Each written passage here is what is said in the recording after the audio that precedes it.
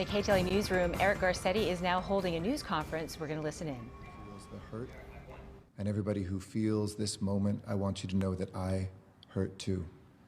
And that each one of us across this great city and this nation have a moment of common ground. A feeling we all feel having seen what happened in Minneapolis, and a moment to move forward together to create a better city and a better nation for everyone. Our conscience demands that we translate our pain into passionate calls for justice, that we speak the truth and act to end the racism that took the life of George Floyd and Breonna Taylor and Ahmaud Arbery and too many others. Not just in past history books, but today, where we live in America, to acknowledge the faults that we all carry collectively in the culture and the institutions that surround us. We feel a righteous rage, and we have to express it. But the rage must not consume us. It must not be turned back on us.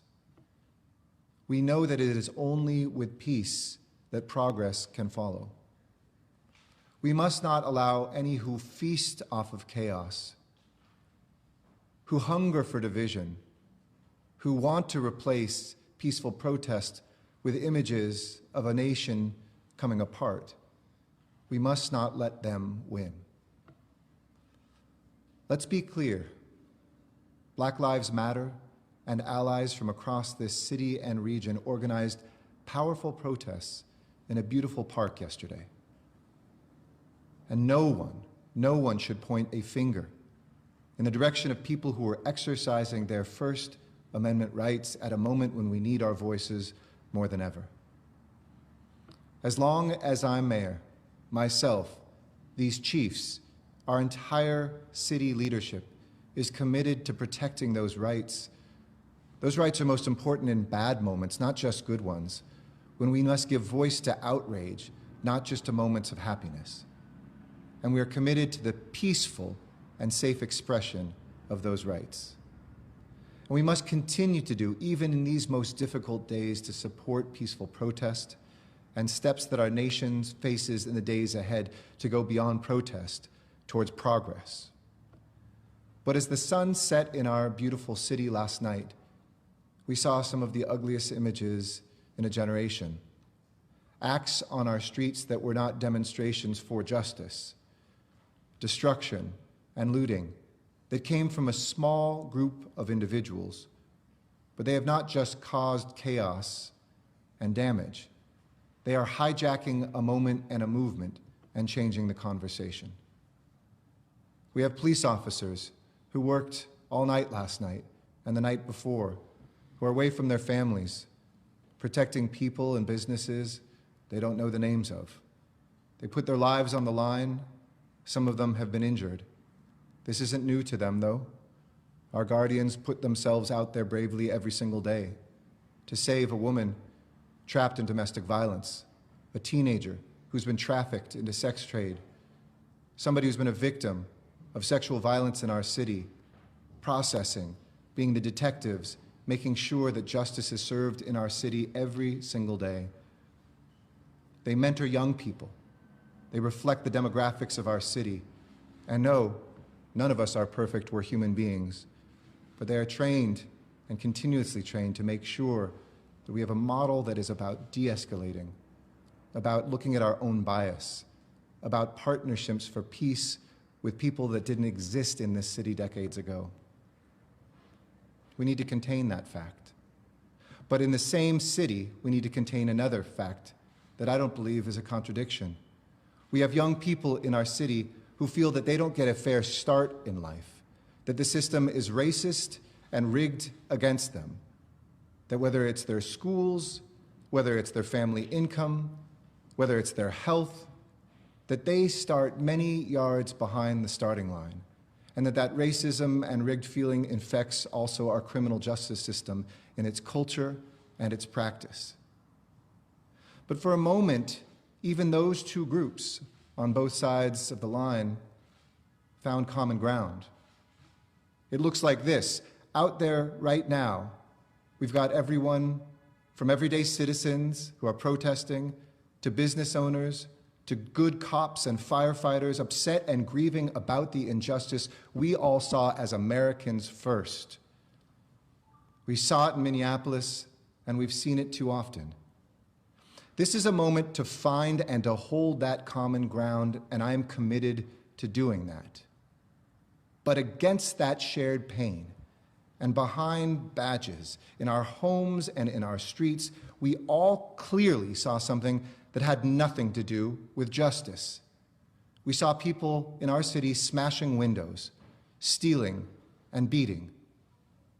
We are bigger than that, and I know we are better than that. The us peacefully speaking out sometimes doesn't have as loud a voice as the images that make the news. A small number of people who seek to exploit our pain in order to commit crime. And as I see these criminal acts take hold and take attention away from the real challenge behind us, I think about the suffering already in our city, the businesses that we're hoping to reopen that have been so badly beaten down by COVID-19, businesses that had a fighting chance and could have welcomed customers back this weekend but are now closed, damaged, and looted. But just as we have during this COVID-19 crisis, we will support those small businesses. My promise to them is that you are the bedrock of our economy, and I'm committed to cleaning up our streets as we've been doing each day, to giving assistance to the small businesses who feel as shattered as their window fronts, to the employees who need a paycheck and now wonder if that is gone, and those who need to lead our recovery economically from this pandemic.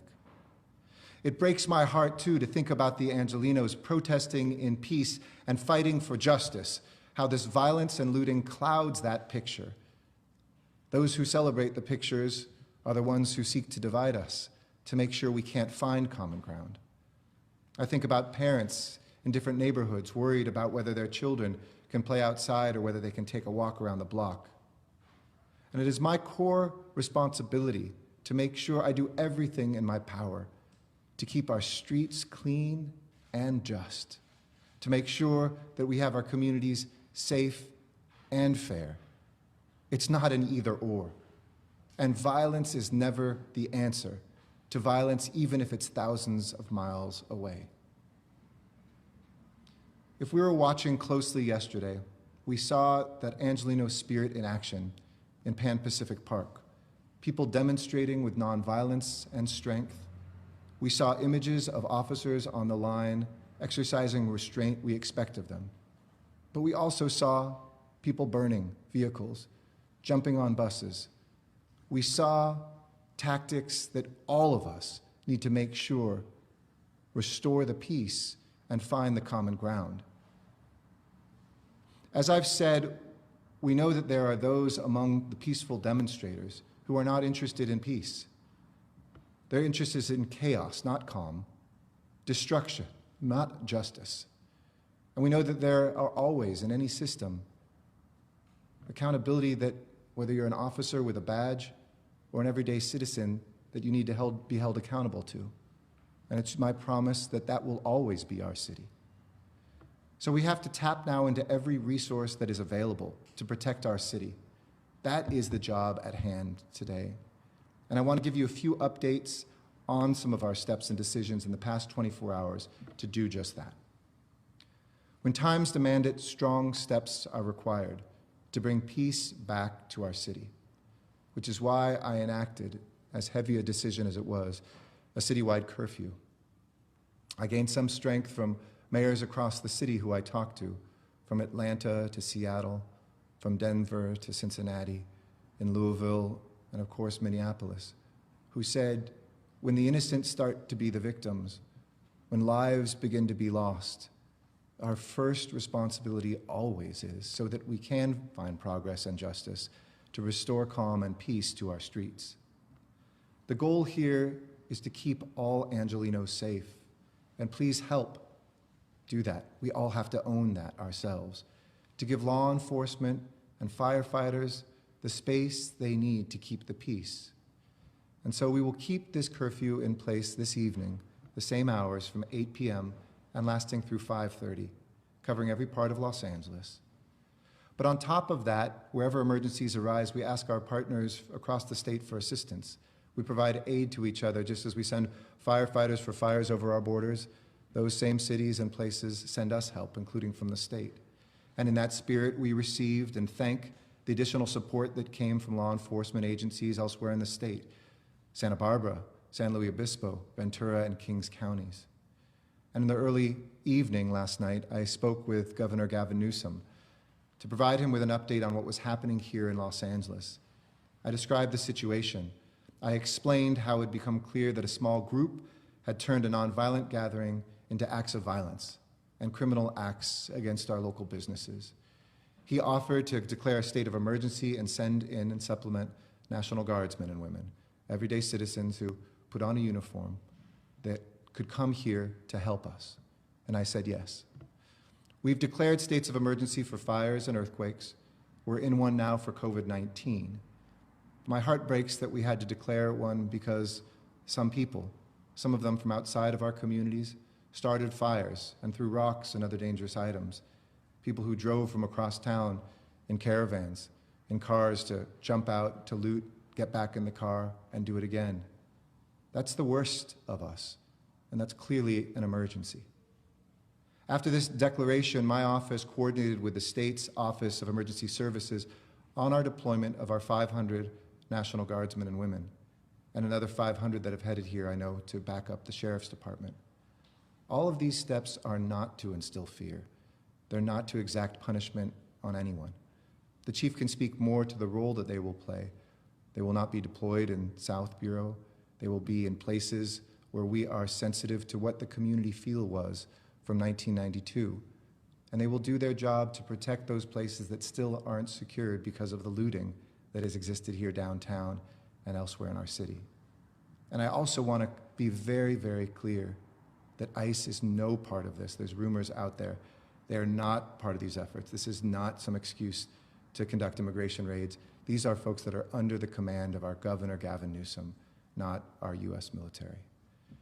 These actions are intended to protect our neighbors, our local businesses, our houses of worship, our streets, our neighborhoods, to help back up our peace officers and to help them deal with the immediate issues at hand and to try to respond to calls and perform their normal duties, because crime doesn't stop just because this is going on.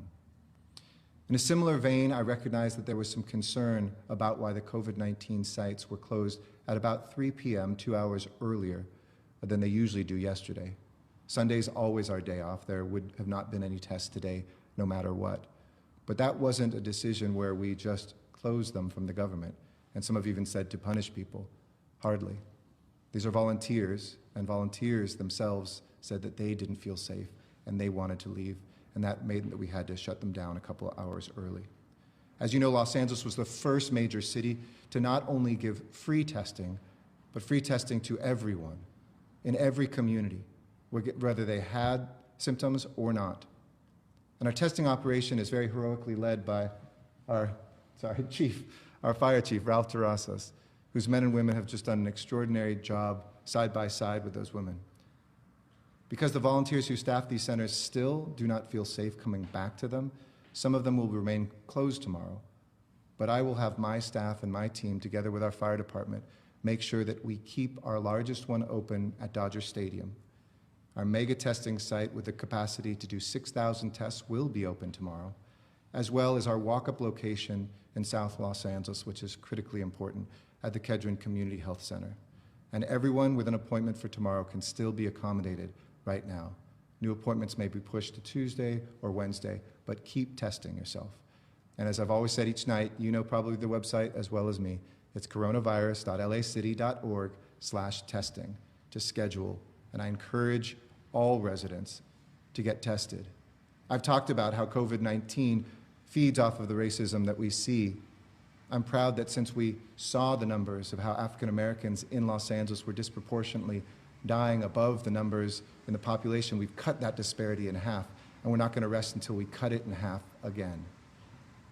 At the request of LAPD, we also had to make a tough choice yesterday to shut down service on our Dash buses and to deploy Los Angeles Department of Transportation teams to the Fairfax District to impound burned out cars and help with immediate response. Dash service has been restored downtown, and all Dash routes will be restored in the next hour. So if you need those buses, they are here to serve you. And in consultation with Metro Board Chair Mayor James Butts from the mayor of Inglewood and my friend, Metro suspended all transit service at 8 p.m. last night. It was not an easy decision given the challenge of balancing safety and maintaining that lifeline for so many people. Metro suspended its service out of utmost concern for the public and its employees and the damage that they saw to their bus yesterday. And I join Metro in apologizing to riders who were stranded last night. Metro will reimburse people for verified trip costs. You can call 323-GO-METRO or email customerrelations@metro.net for more information. And I want to note that regular Sunday service resumed this morning at 5:30. Metrolink and Amtrak services to Union Station continued throughout the night. And finally, in response to events on Friday and last night, our street services and sanitation crews have been deployed with preparation and cleanup related to these protests, to clean up our city, to make sure that we can restore this city of angels. So far, over the last 3 days, more than 300 members of the city workforce have spread out primarily downtown and mid-city to clear debris, to clean up from fires, remove bulky items from our roads and sidewalks. We've mobilized street sweepers, sanitation trucks, graffiti abatement teams, and our departments will never stop working for you, even in the toughest of times. No matter what happens, core city services continue. Your right to protest is a sacred American right. Our humanity demands that we protect the space to feel tomorrow, the next day, the day after that. And our spirit will need even more space for it to heal our hearts and our streets. Today is a new day, and we're looking at it through the eyes, I hope, of young people. They saw parts of their city on fire. They heard the helicopters and sirens outside their bedroom windows. Some of them were on the front lines of the demonstration crying out for justice. Others were probably just at home crying and scared. That healing that we can find, that common ground that we can model, the security that we must maintain for them is how they will walk into their future, in peace and with love, and with the strength to build the bridges that our country needs them to construct. These bridges torn down by discrimination, or maybe never built because of the evils that have been with us since this country's founding. Because of them, hate and violence have no place in our destiny, no place in our future, and we will not stand for either of them here in Los Angeles. Because of their passion and their persistence, we can learn the lessons of our own city's history and lead in this ongoing struggle. I hope maybe later today and in coming days to talk about how we can take those next steps forward. That gets lost in the fog of these moments, and new generations that haven't recognized what activists have achieved in changing the way we look at public safety, the investments we make in higher wages and more housing, the way we take human services as importantly as we take public safety, and how we can continue to make those investments together and listen to the demands when people say it's not just about a criminal justice system, it's about equality in this country and how we find it together. We can do this only when we reclaim the safety and peace of our streets. That is job one, so that we can get back to the more important job of building a free, fair, safe, and just city and country for all of us. Strength and love, Los Angeles. And with that, let me turn it over to our Chief of Police, Mike Moore.